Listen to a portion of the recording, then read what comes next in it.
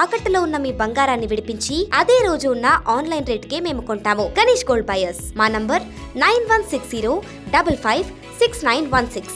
ఇకపోతే ఎవరైతే TV debates లో కూర్చొని గ్రూప్ 1 లో స్కామ్ జరిగింది అని సో కాల్డ్ కొంతమంది మాట్లాడారో వాళ్ళకి ₹1,00,00,000, అందులో ఉన్నటువంటి ఒక వ్యక్తికి ₹1,00,00,000 ముట్టాయి, ₹1,00,00,000 తీసుకున్నారు వాళ్ళు ఈ ఇష్యూని మొత్తం కూడా సైలెంట్ చేయడానికి అని విశ్వసనీయ వర్గాల సమాచారం.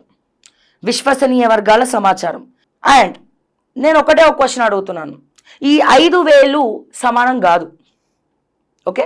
ఈ 5 ఫింగర్స్ సమానం కాదు.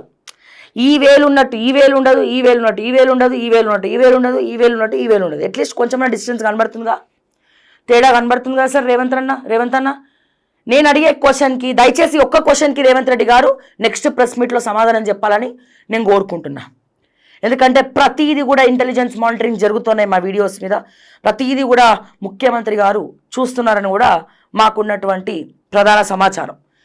నేనేమడుగుతున్నా రేవంత్ అన్నని, ఈ 5,000 సమానం కానప్పుడు అందరూ ఒకే సెంటర్లో కూర్చొని ఎగ్జామ్స్ రాసిన వాళ్ళకి సమానమైనటువంటి మార్కులు ఎట్లొచ్చినాయి? దయచేసి నాకు అంటే అందరికీ ఈక్వల్ మార్క్స్ ఎట్లా వస్తాయి? 1 మార్క్ తేడాలో అందులో ఒకటే సెంటర్లో ఎగ్జామ్ రాసిన వాళ్ళు అట్లీస్ట్ ఒక 3-4 అయినా అన్క్వాలిఫై అవ్వాలి కదా, ఒక 3-4 అన్నా ఫెయిల్ అవ్వాలి కదా. అట్లీస్ట్ ఇప్పుడు 3-4 పక్కన పెడదాం రేవంత్ అన్న, ఒక్కరికన్నా తేడా మార్కులు రావాలి కదా. అరే ఇక్కడే తెలిసిపోతుంది కదండి. నేను వేరే ఏ సెంటర్స్ గురించి మాట్లాడట్లేదు, ఓకే? నేను డబ్బులు తీసుకున్నానని కూడా నేనేం చెప్పట్లేదు. బట్ ఆ ఒక్క సెంటర్లో ఏం జరిగింది? దమ్ములుంటే సీసీటీవీ ఫుటేజ్ని బయట పెట్టమని చెప్పండి రేవంత్ రెడ్డి గారిని. సీసీటీవీ ఫుటేజ్ బయట పెట్టి ఏదైతే సెంటర్లో ఒకటే సెంటర్లో మనకున్నటువంటి ఒక మనిషికి ఉన్నటువంటి ఈ వేళ్ళే సమానం కానప్పుడు, ఒకటే క్లాస్లో ఒకరు టాప్ ర్యాంకర్ ఉంటాడు, ఒకరు లీస్ట్ ర్యాంకర్ ఉంటారు, అందరు ఒకేలాగా చదవరు, అందరి మైండ్స్ ఒకేలాగా పనిచేయవు. ఎవరికి ఉన్నటువంటి టాలెంట్స్ వాళ్ళకు ఉంటాయి. ఒక్కొక్క శాఖలో కానీ, ఒక్కొక్క వ్యవహారంలో కానీ, ఒక్కొక్క సబ్జెక్ట్లో ఒక్కొక్కరికి ఆరితేరు ఉంటారు. ఇటువంటి పరిస్థితుల్లో ఒకే సెంటర్లో ఇంతమందికి సేమ్ మార్క్స్ ఎట్లా వచ్చినాయి అని చెప్పి నేను అడుగుతా ఉన్నాను. దయచేసి ఆ సెంటర్ యొక్క వివరాలు దమ్ములుంటే కాంగ్రెస్ గవర్నమెంట్ బయట పెట్టండి అని చెప్తున్నాను. అండ్ ఎవరైతే ఇన్ని రోజులు గ్రూప్ 1 ఆస్పిరెంట్స్కి అండగా ఉండి ఆ ప్రూఫ్స్ అన్ని కూడా డిబేట్స్ ద్వారా బయట పెట్టినటువంటి వాళ్ళు కొంతమంది ఉన్నారో వాళ్ళకి ₹1,00,00,000 ఎవరిచ్చారు? ఎందుకు వాళ్ళు ఇప్పుడు సైలెంట్ అయ్యారు? సో నిజంగా ఈ మీరిచ్చినటువంటి ఏవైతే పోస్టింగ్స్ ఉన్నాయో సో దాంట్లో నీతిగా నిజాయితీగా ఎగ్జామ్స్ రాసి ర్యాంకులు సాధించిన వాళ్ళు ఉన్నారు. అందరూ ఒకే తావ కింద ఒకే తాడు కింద మేము కట్టేయట్లేదు. అలాగే నీతి లేకుండా కొనుక్కున్న వాళ్ళు కూడా ఉన్నారా? వీటికి ఒక సొల్యూషన్ రావాలి అంటే ఏమంటాడు రేవంత్ అన్న, నేను చాలా కష్టపడ్డా, నేను ప్రమాణ స్వీకారం చేసినప్పుడు కూడా భయపడలే, కానీ మీకు వినతి పత్రాలు ఇవ్వడానికి నేను భయపడ్డానని చెప్పి మా రేవంత్ రెడ్డి గారు మాట్లాడుతున్నారు.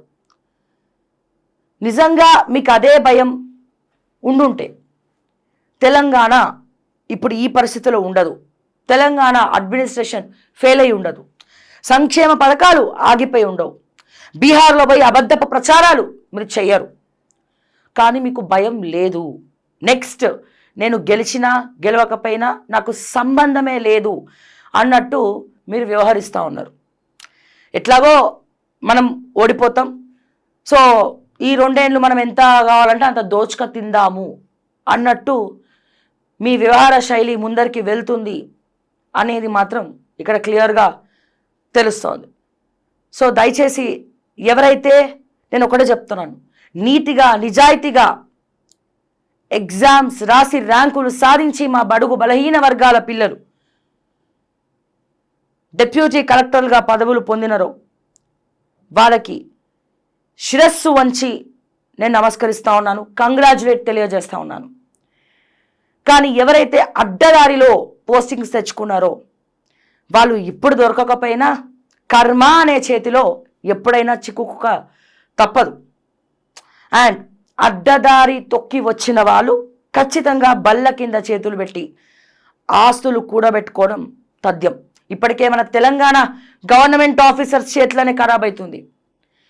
ఎంఆర్ఓలు, ఆర్టీఓలు, ఇరిగేషన్, ఏఈలు, డిఈలు చూస్తున్నాం. ఇప్పుడు మూసీ ప్రక్షాళన ఎందుకు చేస్తున్నాడు రేవంత్ రెడ్డి?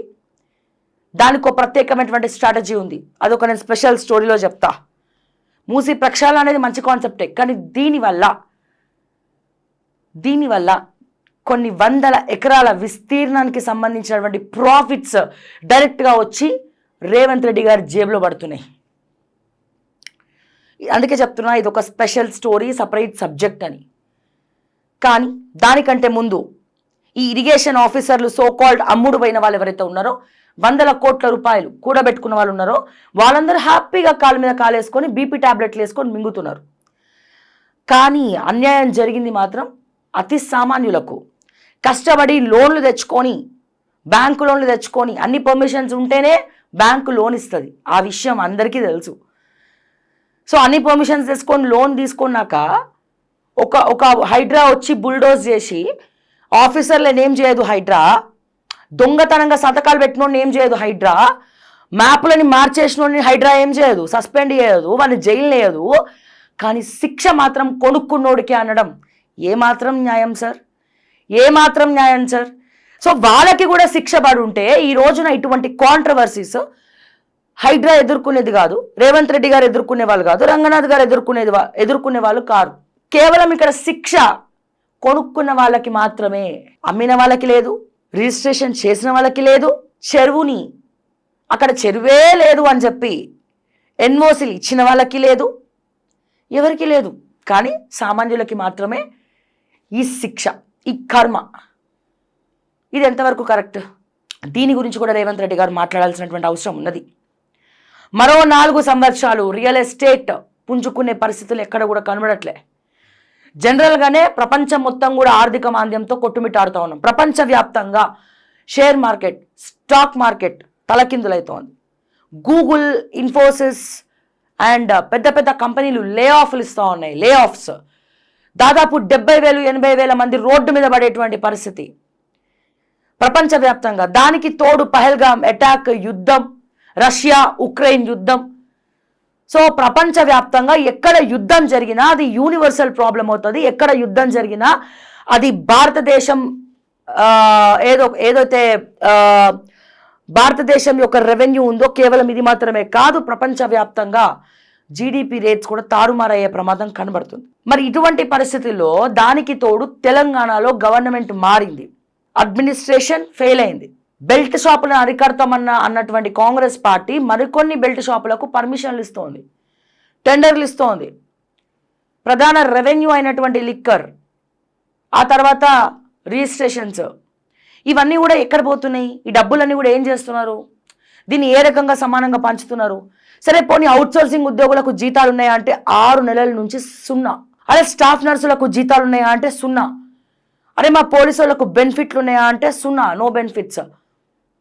ఆరోగ్యశ్రీ వస్తుందా అంటే ఆగిపోయింది. పోనీ ఫీజు రియంబర్స్మెంట్లు ఇచ్చారా అంటే వాళ్ళు ఇబ్బందిలోనే ఉన్నారు, ఫీజు రియంబర్స్మెంట్లు ఎక్కడ కూడా లేవు. ఇటువంటి పరిస్థితుల్లో ఎక్కడ చూసినా లేదు, 0, లేదు, 0, 0, 0, 0, లేదు, లేదు, 0. నన్ను కోసిన పైసలు రావు, నన్ను తిట్టిన పైసలు రావు, ఏం చేసినా రాదు. కానీ 4th సిటీలో మీ ట్రాన్సాక్షన్స్ ఏంటి? 4th సిటీలో మీ భూముల వాల్యూ ఎంత? ఇప్పుడు రీజనల్ రింగ్ రోడ్ ఎందుకు మారుస్తున్నారు? ప్లాన్ మొత్తం ఎందుకు మార్చేశారు? సో ఇవన్నీ మాట్లాడినప్పుడు ఎక్కడ కూడా ఆన్సర్స్ లేవు. ఏ శాఖ చూడండి ఒక్కటంటే ఒక ఫైల్ మూవ్ అవుతుందా? ఒక్కటంటే ఒక ఫైల్ మీద సంతకాలు పెడుతున్నారా? కుప్పలుగా ఒక్క ఫైల్ కూడా రేవంత్ రెడ్డి గారు చూడట్లేదు, ఒక్క ఫైల్ కూడా ఓపెన్ చేయట్లేదు. ఇక బట్టి గారైతే 30%, 40% ఇస్తేనే ఫైల్ ఓపెన్ చేస్తాడు, లేకపోతే లేదు. స్వయాన సెక్రటేరియట్కి కాంట్రాక్టర్లే వచ్చి లొల్లులు పెడుతున్నారు కదా కమిషన్స్ గురించి. విచ్చలవిడి లొల్లులు, మామూలు లొల్లులు కాదు.